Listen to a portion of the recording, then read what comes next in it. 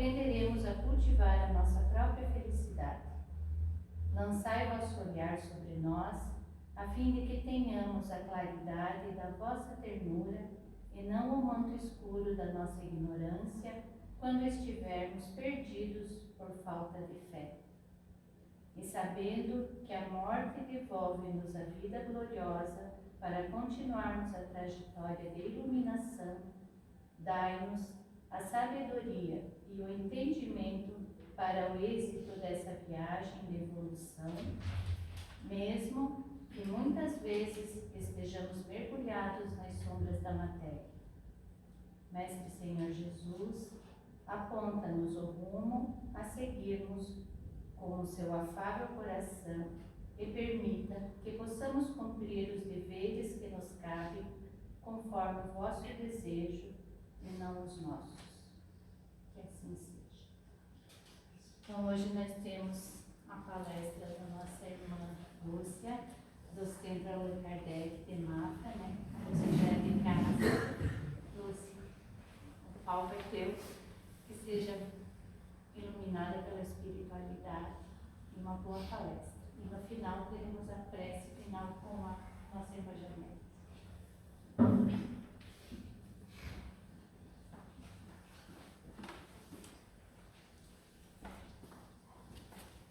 Boa noite a todos. Que Jesus nos abençoe. Nós viemos com a proposta ainda dentro do setembro, que é amarelo, né?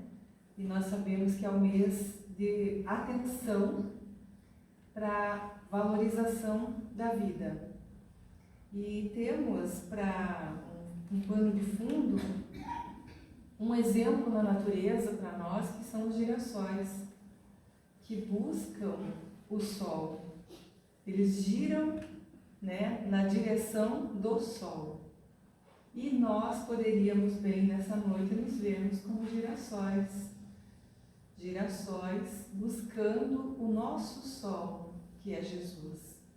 Então, virando para essa imagem que nós colocamos ali, de um Jesus e uma ovelha também que somos dele, sorrindo para nós. Então, que a gente possa, nessa noite e também em todos os outros dias das nossas vidas, buscar Jesus. A alegria de viver é o tema para refletirmos nessa noite. Buscamos, para falar desse assunto, algumas inspirações. Uma delas é o Jerônimo Mendonça, o Gigante Deitado. Alguns aqui talvez conheçam ele, já tenham ouvido falar dele. Alguns talvez já tenham visto ele até pessoalmente. Não sei se alguém aqui. Você viu ele no Mafra? É. Então, né? Então, nós estamos nos inspirando no senhor Jerônimo Mendonça, o Gigante Deitado, e nesta mulher aqui que tocou as vestes de Jesus e foi curada. A mulher moça, né? Do Evangelho. Então essas são duas fontes de inspirações para nós refletirmos acerca da alegria de viver. Porque dentro desse contexto da valorização da vida, há o perigo, onde tudo começa para que ocorra o suicídio, que é a perca da alegria de viver. Às vezes a gente perde a alegria. Às vezes a gente está com uma doença mais grave, a gente está com um problemão, e não tem como a gente ficar alegre. Às vezes a gente fica triste.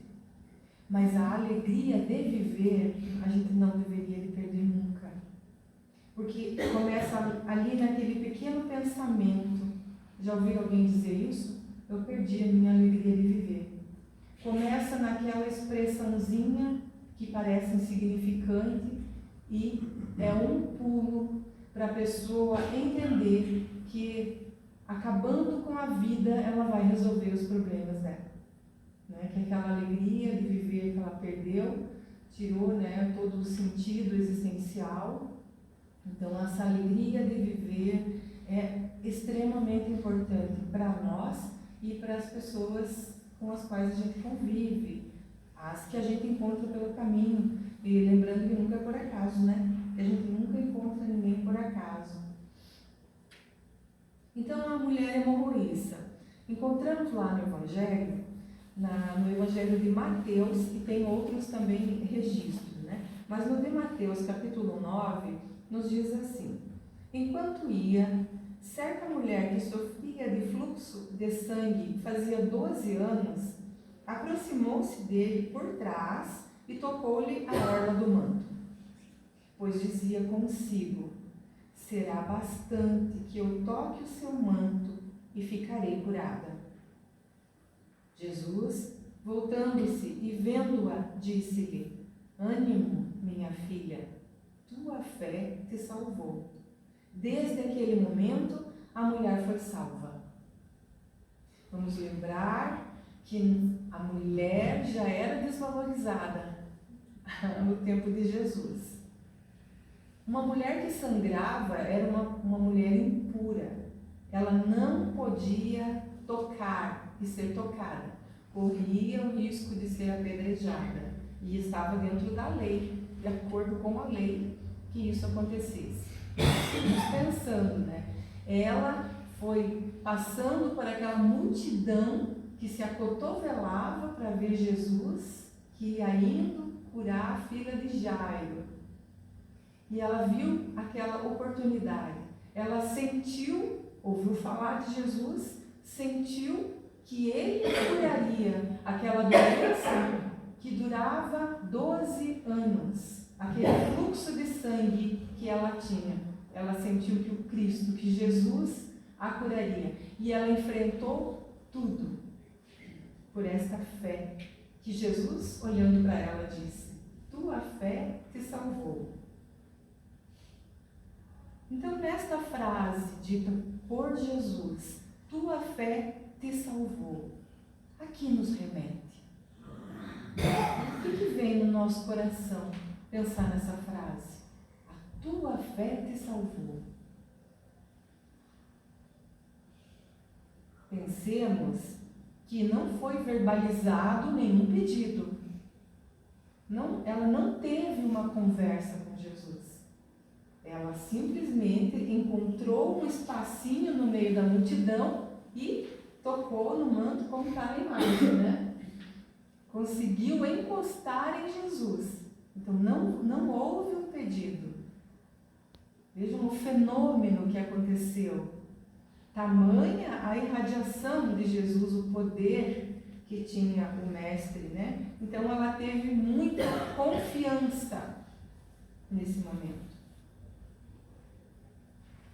E Jesus percebeu uma força, isso está registrado no Evangelho. E dentro do Espiritismo nós entendemos que foi um fluido curativo que saiu dele, porque ele disse: eu senti que de mim saiu virtude, que de mim saiu uma força, que de mim saiu poder, algo assim, né? Então, essa força, esse poder foi um fluido curativo que penetrou nela e a curou. Mas vejam que o mestre disse a ela: a tua fé te curou, né? Então, a importância, a coragem desta mulher que hoje está colocada aqui nessa proposta de encontrarmos sempre uma alegria de viver, esse exemplo desta mulher que enfrentou tanta coisa para ser curada. E nós temos também, então, a alegria do gigante deitado. Sim, a alegria do gigante deitado, porque algumas aqui, né, duas pelo menos a gente sabe que viram ele, tiveram o privilégio de vê-lo pessoalmente, a condição já em que ele se encontrava, né, no período, porque já foi uma das últimas exposições que ele fez, e o depois, né, o que acontece, nós encontramos na internet essa palestra dele, se alguém tiver vontade depois de a gente apresentar algumas coisas aqui de assistir. O tema da palestra do Jerônimo Mendonça, que foi uma das últimas que ele fez, é exatamente esse tema: a alegria de viver. Nós emprestamos dele, nos inspiramos nele e vamos falar dele, obviamente, né? Então, o Jerônimo Mendonça Ribeiro nasceu em Ituiutaba, Sorocaba, Minas Gerais. Nasceu no dia 1º de novembro de 1939 e desencarnou em 1989, então com 50 anos. Ele foi um grande divulgador do Espiritismo. Conheceu a doutrina por volta dos 15 anos e ele estava muito triste naquele período por causa da desencarnação da avó dele. E aí um amigo vai trazer a consolação para o coração dele através do Espiritismo. Ele vai ouvir, vai se interessar por essa doutrina e ali então começa o Espiritismo na vida dele. Até então estava tudo bem com ele. A mãe dele relatava que ele era um menino que tinha uma saúde já precária desde pequeno. Ele era de uma família, materialmente falando, bem humilde, né? Não tinham recursos. Ele era o 9º de 10 filhos e ele foi descobrir que ele era bem pobrezinho mesmo quando ele estava para completar 17 anos e ele não tinha ainda um terno. Então ele teve o primeiro terno branco de linho por volta dos 17 anos e um par de sapatos também. Quando ele tem esse terno branco de linho, o Jerônimo Mendonça vai ao cinema assistir E o Vento Levou. Conhecem? Alguns sim, alguns nunca nem ouviram falar, mas é um clássico do cinema. A estreia desse filme foi em 1939, bem no ano que ele nasceu. A estreia, o lançamento do filme. Mas o Jerônimo Mendonça vai assistir no cinema aos 17 anos esse filme, com um terno branco de linho. E quando ele chega no cinema, o cinema estava lotado, não tinha onde ele sentar. E ele assiste o filme de quase 4 horas. Faltam alguns poucos minutinhos para completar 4 horas o filme. E ele assiste todo o filme em pé. E quando termina o filme, Jerônimo já não consegue mais se movimentar. Artrite reumatoide é a doença que ele tinha.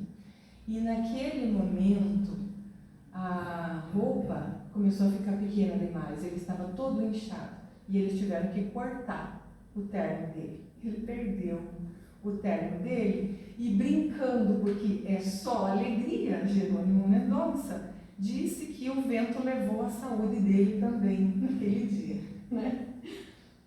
Assistindo esse filme, quem viu esse filme, eu não lembro de ter visto, mas eu ouvi do Saulo, não sei se aqui alguns têm o hábito de assistir, né? O Saulo, que faz o Evangelho por Emmanuel para nós, todas as manhãs a gente tem o privilégio de acordar ouvindo uma mensagem do Evangelho interpretada por Emmanuel. O Saulo falava essa semana sobre a questão de ter paz e ele disse que nesse filme, O Vento Levou, existia essa frase. Existe ainda, porque esse filme ainda está disponível, né? Pensarei nisso amanhã. Então essa frase nós destacamos aqui também para os momentos em que a gente se encontre meio preocupados com o dia de amanhã. Pensarei nisso amanhã. É uma frase assim, parece simples, mas com toda certeza vai nos auxiliar na questão da ansiedade, quando a gente está demasiado preocupado com alguma coisa. E o Jerônimo Mendonça, a partir de então, nunca se casou, porque ele começou então na bengala, daí passou para a cadeira de rodas, e 25 anos da sua vida numa maca, com uma inclinação de 30 a 40 graus mais ou menos, sempre na mesma posição, tetraplégico, né? E ele vai dizer então que ele se casou, né? Ele casou no civil para o crime espírita, e no religioso ele se casou para a dor. Ele era casado, né? Segundo ele mesmo. Aqui temos uma foto dele, ainda bem jovem. O Gigante Deitado. Ele se intitulava, ele era esportista.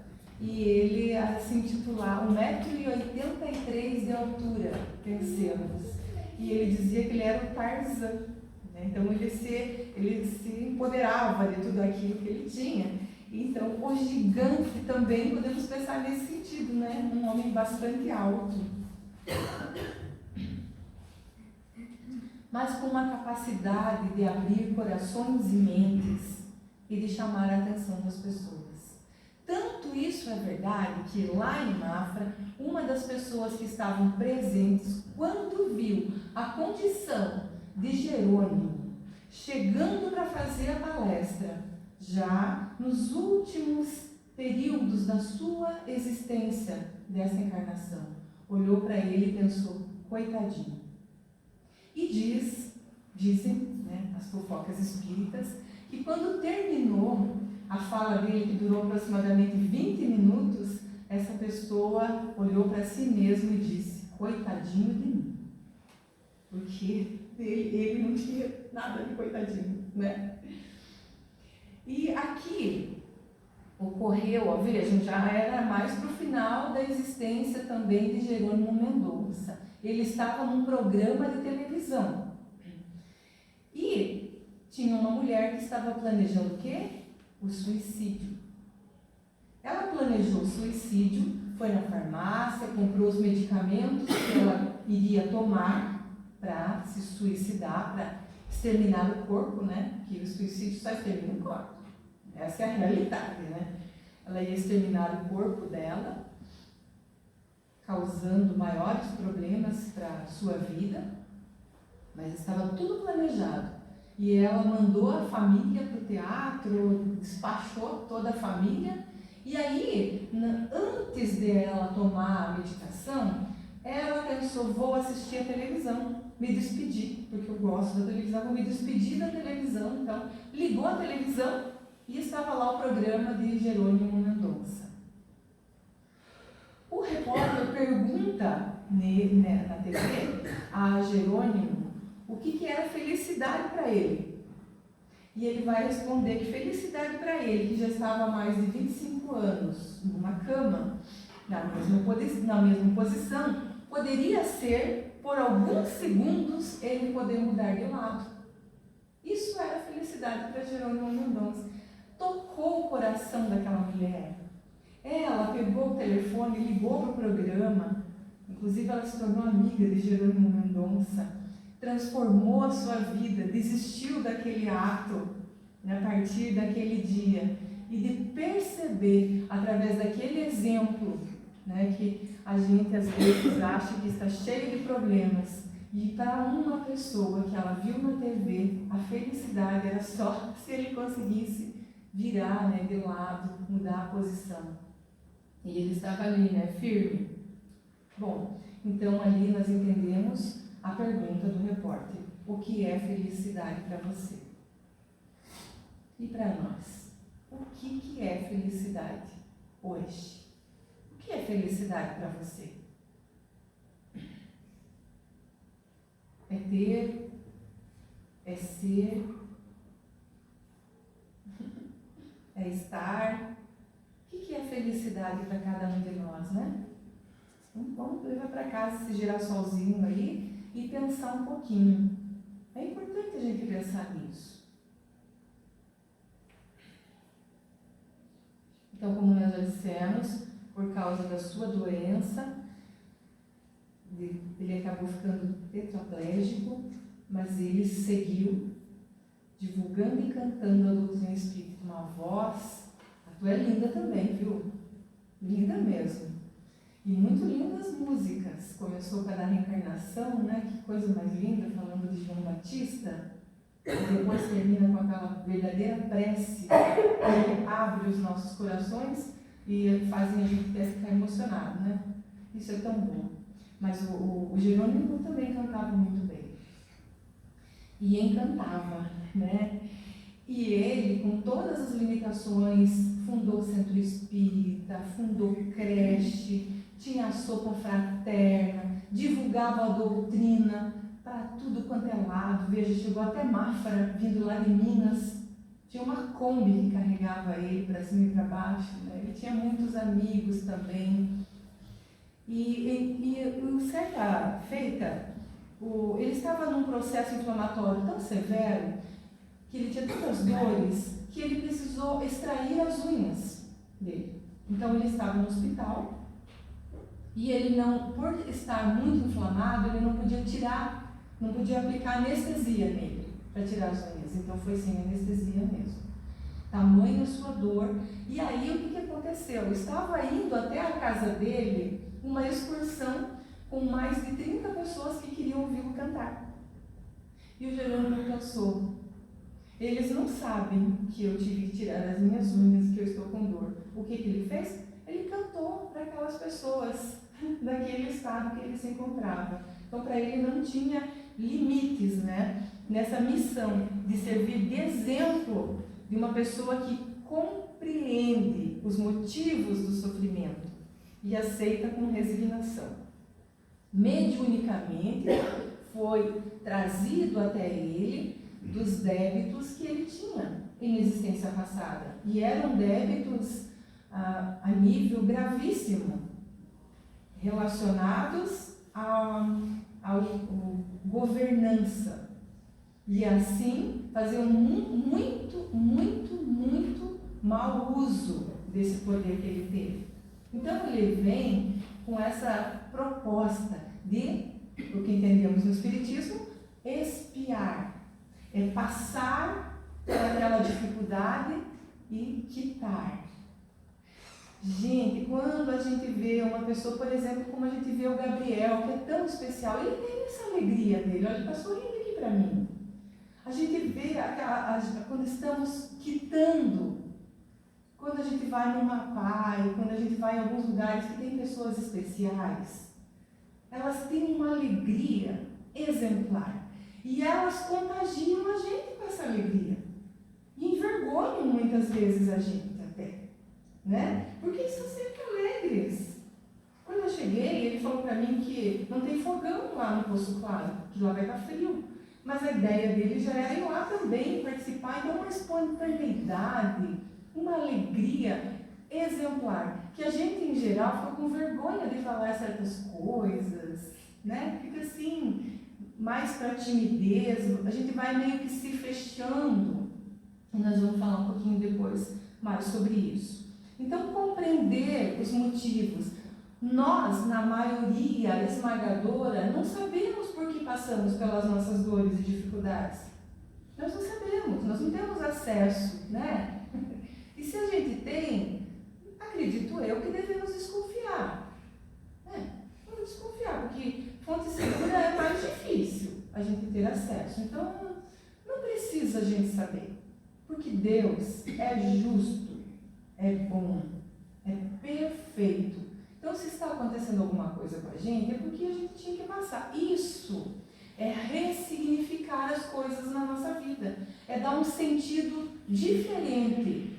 Eu não sou a vítima do mundo. Eu não sou o sofredor do mundo. E assim a gente vai encontrando a alegria de viver, mesmo passando por problemas. Mesmo estando temporariamente tristes. Porque às vezes a gente está, né? Não tem como a gente estar felizão o tempo todo.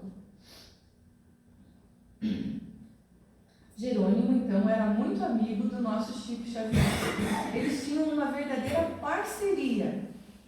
E todas as vezes que ele se sentia mais fragilizado, ou que ele precisasse de uma consultoria referente às tarefas que ele executava, ele ia, até o Chico. Ambos moravam em Minas, então ele dava um pulinho até o Chico. Nessa creche que o Jerônimo Mendonça tinha, chegou ali, chegaram muitas crianças, chegou trigêmeos especiais, abandonados. E o Jerônimo o pessoal ali que administrava a creche ficou preocupado, será que nós vamos pegar nessas? E ele foi até o Chico, porque era uma das dúvidas dele. E o Chico sempre beijava ele, depois das palestras. E naquele dia, Jerônimo não falou nada. O Chico deu 3 beijinhos nele. Aí ele entendeu que ele deveria pegar aquelas 3 crianças e cuidar com muito amor. Em outra ocasião, o Jerônimo Mendonça estava com uma hemorragia muito grave. E o diagnóstico dele era a desencarnação pelo médico. E o pedido dele aos amigos era que ele queria ver o Chico pela última vez. Então, um amigo que tinha um helicóptero, um amigo do Jerônimo, levou ele até o Chico Xavier. Chegando lá, né, o Chico perguntou como é que ele estava, e ele disse que já estava para morrer, né? E a vida dele estava por um fio. Daí o Chico vai dizer para ele que o Emmanuel estava dizendo que existem vários tipos de fios e que o trabalho no bem engrossa o fio. E daí ele ainda vai passar uma lição para o Jerônimo, que ele estava entrando numa de coitadinho. Ele aceitou que ele era o coitadinho. E aí, né, passou a cultivar a autopiedade. Então, a partir dali, o Jerônimo Mendonça também aprendeu a lição, que estava quase entrando nessa, e nós falamos no começo sobre essa questão, né, de a gente não cultivar a autopiedade, que é um caminho perigoso para todos nós, né? Aqui a doença que ele tinha, né? E por causa dessa artrite reumatoide, que é uma doença seríssima, gravíssima, incurável, para o Espiritismo não tem nenhuma doença incurável, né? Não tem. Não tem cura essa doença? Tem. Porque se a gente não cura enquanto está encarnado, a gente tem certeza que de desencarnado a doença uma hora vai passar. Então não existe doença incurável, certo? Por mais que a gente passe toda uma existência com uma doença, após a desencarnação, às vezes a gente ainda passa mais um período em tratamento, mas vai chegar uma hora que vai ter. Olha que coisa maravilhosa que o Espiritismo traz para a gente, né? Mas o Jerônimo, ele foi buscar um médium que tinha o tratamento com o Dr. Fritz, recebia o espírito do Dr. Fritz, o médico, né? E o médium incorporado pelo espírito do Dr. Fritz destraga o rapaz, né? Eles não conseguiam passar na porta da sala com ele, e o Dr. Fritz vai dizer que ele era um espírito de porta estreita, que era para eles arriscarem ali que ia passar a maca. E quando o Jerônimo chega até o Dr. Fritz, ele vai dizer que a doença que ele tinha era a doença dos 3 Cs. E que, infelizmente, não havia o que fazer no caso dele. Já ouviram falar da doença dos 3 Cs?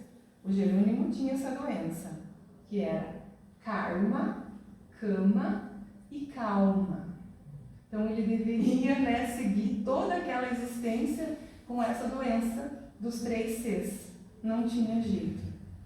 E aí ele vai entender, então, que era assim que ele deveria prosseguir.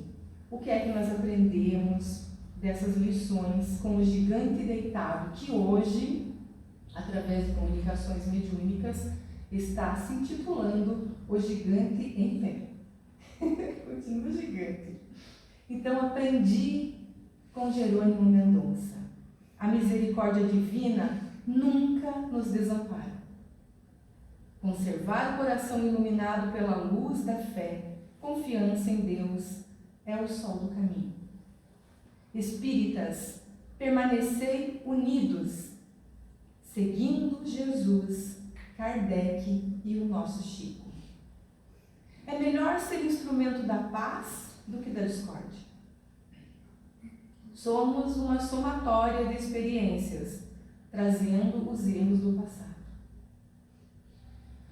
Aprendi a sempre ver o lado bom das pessoas. Ninguém é tão pobre que não possa dar um sorriso ou uma palavra amiga. O trabalho nunca deve ficar para depois da dificuldade. Bem empregada a palavra é capaz de desarmar qualquer cólera. Mas a lição mais importante dele é essa, né? O trabalho nunca deve ficar para depois da dificuldade. Que a gente, se inspirando nesses exemplos de fé, de coragem, de trabalho no bem, a gente nunca coloque obstáculos na nossa vida para trabalhar. Porque a espiritualidade inferior, que apenas é ignorante ainda, e por isso não cresceu, por se manter na ignorância, o que chamamos trevas, vai arranjar recursos para fazer com que a gente fique dando desculpa. Hoje eu não vou porque estou com não sei o quê. Hoje eu não vou fazer tal coisa porque aquilo e porque isso. E assim a gente vai. Então é um modelo inspirador para nós. Inspirador. Que a gente nunca, deve ficar para depois da dificuldade o nosso trabalho no bem. Pensemos nisso. E nós temos, então, para reforçar a nossa alegria de viver ao nosso dispor, o Centro Espírita, que é um verdadeiro hospital de almas. Aqui temos educação da alma, conseguimos o progresso espiritual e a conexão com Deus. Estabelecemos a conexão com Deus. Temos, através das orientações que recebemos e que buscamos, a educação da alma. Passe, oração, vínculos fazem com que a gente progrida espiritualmente e com que a gente encontre essa conexão maior com Deus. As orientações. Kardec, que é o bom senso encarnado, tinha o método intuitivo racionalista, que aprendeu com Pestalozzi. Se a gente quiser ver maiores detalhes, é só a gente ver como que era o método de Pestalozzi e de Allan Kardec. Kardec, discípulo de Pestalozzi, Ele cultiva o espírito natural da observação, apregoando o uso do raciocínio na descoberta da verdade, o que chamamos de fé raciocinada. Desestimula, porém, a atitude mecânica, para que o aprendiz procure sempre a razão e a finalidade de tudo. O que seriam essas atitudes mecânicas? A gente achar que ficar recitando mantras, repetindo a mesma prece várias vezes, seria mais ou menos assim. Não desmerecendo, não devemos, Não desmerecendo o uso de velas, objetos, qualquer coisa que seja. Não é um desrespeito isso. Nós estamos apenas dizendo que Kardec desestimula. Ele não acha que é assim que a gente vai receber orientações, conseguir entender o Espiritismo. Kardec sustenta que devemos partir do simples para o complexo, do individual, do particular para o geral, e recomenda a utilização de uma memória racional, fazendo uso da razão, como já dissemos, para reter ideias, de modo a evitar o processo de repetição mecânica das palavras. E também procura despertar no estudo uma coisa bem importante, a curiosidade do observador, de modo a avivar a sua atenção e percepção. Como a curiosidade é importante para nós. Devemos sempre ser curiosos, sempre. A curiosidade é o estímulo para que a gente receba orientações, vá cada vez mais adquirindo conhecimento e crescendo, progresso, E através da proposta do Cristo, vinde a mim, que estáis cansados, sobrecarregados, e eu vos aliviarei, o Espiritismo, as casas espíritas oferecem o passe. Aqui uma descrição do André Luiz no livro Mecanismos da Mediunidade. Ele vai dizer da pessoa que está recebendo o passe, o que é que ele estava vendo. André Luiz, como sempre um repórter do plano espiritual, descreve a pessoa que estava recebendo o passe, o que acontecia com ela na casa espírita. Diz que ao toque da energia emanente do passe, o próprio enfermo emite ondas mentais características. Observemos isso. Assimilando os recursos vitais que recebe, retendo-os na própria constituição fisiopsicossomática através do sangue.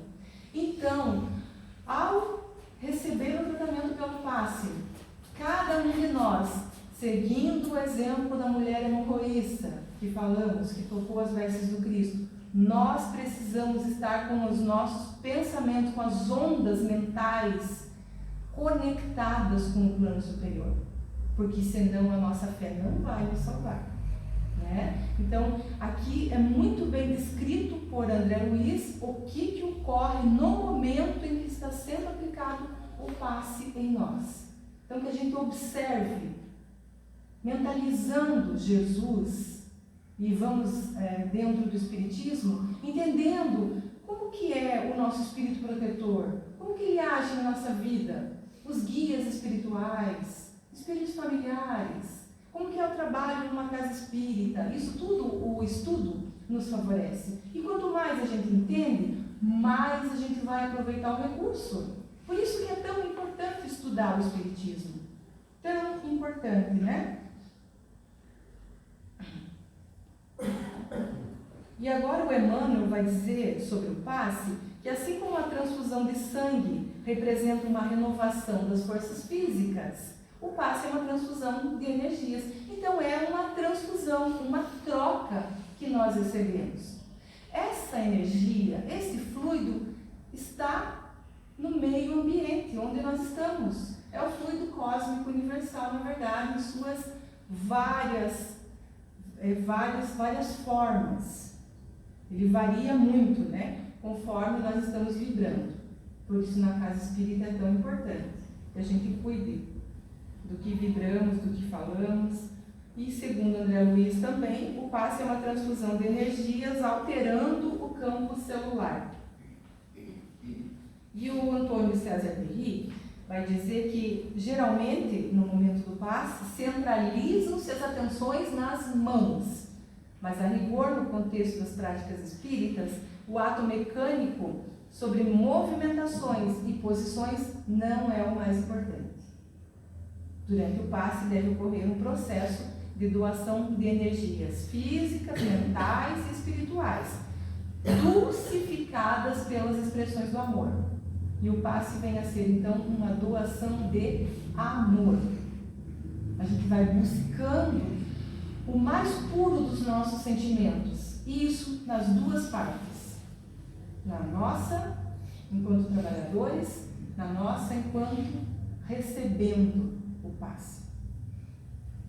É uma troca fluídica, então, né? A cura se opera mediante o que é a substituição de uma molécula malsã por uma molécula sã. Sai o que está ruim, né? Essa é a transfusão. O princípio é sempre o mesmo, que é o fluido a desempenhar o papel de agente terapêutico e cujo efeito se acha subordinado à sua qualidade e circunstâncias especiais. Isso está na Gênese de Allan Kardec. Então, aqui que é aqui a molécula malsã sendo substituída pela molécula sã. Essa é uma atividade do passe que nos auxilia a mantermos essa alegria de viver. Por isso que é tão importante a gente entrar na casa espírita. Por isso, assim, a gente pode assistir a palestra em casa, porque é filmado, é colocado na internet, mas nunca deve substituir a nossa presença. Como nós colocamos esses vínculos que nós vamos criando, essa família espiritual que nós vamos formando. É tão importante ter vínculos.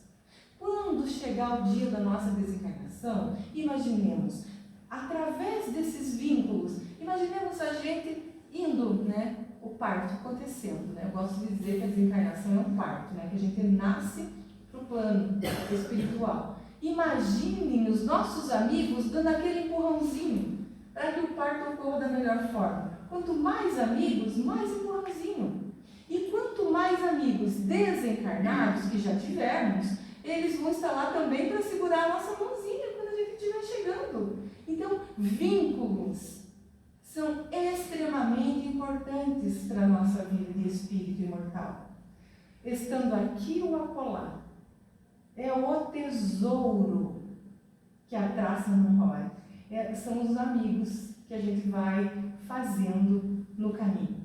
Amigos que são família, na verdade, porque nós somos a família de Jesus, não é? Então nós somos família, todos nós somos. E agora, então, a oração. A oração, segundo o cardeal Monod, no Evangelho segundo o Espiritismo, deve ser o primeiro dever de toda a criatura humana. O primeiro ato que deve assinalar o seu retorno à atividade diária é a prece. Vejam, ele fala em retorno. Por quê? Porque ao dormir, nós não estamos no plano físico, nós estamos por aí. Ao retornar ao corpo para mais um dia, para que a gente tenha essa alegria de viver numa constante, devemos ter o hábito da prece. Iniciar o dia já orando, pronto, acordei, pronto, enxerguei, andei, comi, tomei meu café, o que seja, o suquinho, e assim a gente vai todos os dias saindo da nossa cama já em prece. Então, é uma orientação importantíssima a todos nós. E Allan Kardec, ainda no Evangelho segundo o Espiritismo, vai dizer que os Espíritos sempre disseram: a forma não é nada, o pensamento é tudo. Então não importa se a gente não consegue elaborar prece, não tem problema nenhum. A gente pensa, e nós vamos entender agora como que funciona isso, porque não é simples. Não é simples. Orar mesmo, gente, não é tão fácil não. Não é fácil. A Joana de Ângeles, no livro Seja Feliz Hoje, através da psicografia do Divaldo, traz um capítulo voltado para o tesouro da oração. E ela vai nos dizer que orar é falar com os céus e silenciar na meditação. Aqui ela já está colocando a importância de meditar. Ah, mas eu não tenho paciência. Mas é para conseguir ter paciência que a gente medita. Não é? Como que você vai ter paciência se você não consegue? É tão difícil silenciar a nossa mente barulhenta. Não é fácil não. Mas é importante que a gente o faça, né? Então, falar com o céu, silenciar a meditação para receber o quê? A resposta. Vejam só. A verdadeira oração é aquela na qual o espírito se isola do mundo. Adianta a gente ir lá fazer prece pensando se tirou do congelador a carne ou se a água já ferveu. Não adianta. A gente precisa se desconectar de tudo que diz respeito à vida material. A gente precisa fazer o que ela está dizendo, isolar, sentir que está sendo isolado mesmo. Sim, e se isolando do mundo, encontrar-se num santuário da fé, e o que vai acontecer? Vai acontecer a fusão com o Supremo. Mas como que a gente vai conseguir fazer essa fusão com o Supremo se a gente está cheio, com a cabeça cheia de coisas e preocupações, e a gente ainda justifica, né, que a gente é responsável por tudo, porque não sei o que, é tudo muito fácil de justificar, mas não funciona se a gente não conseguir fazer o certo. Pensar no ser transcendente, sintonizar com a sua inefável misericórdia e depois expandir-se em pensamento até a perfeita identificação. Esse é o processo, a fórmula.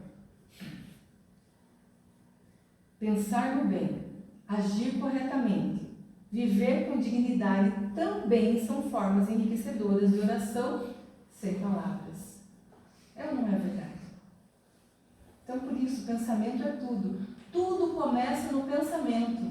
E o nosso trabalho, que a gente não vai esperando a dificuldade passar para fazer, é uma oração sem palavras.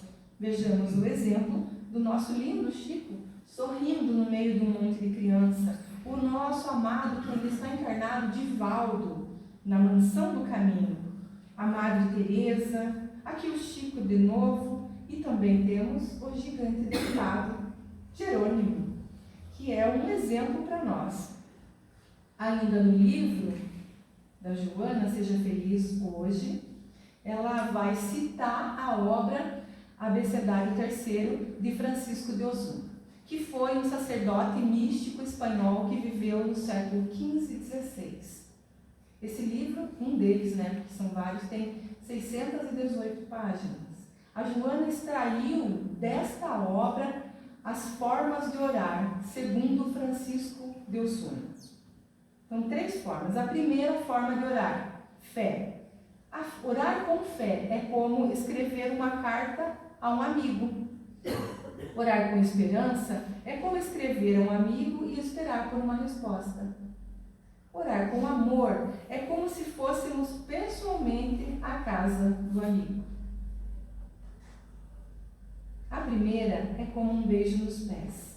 A segunda é um beijo nas mãos. E a terceira, um beijo no rosto. As 3 formas de orar. Pensemos. Escrever a um amigo, escrever esperando resposta e ir até a casa do amigo presencialmente. Quem é o amigo?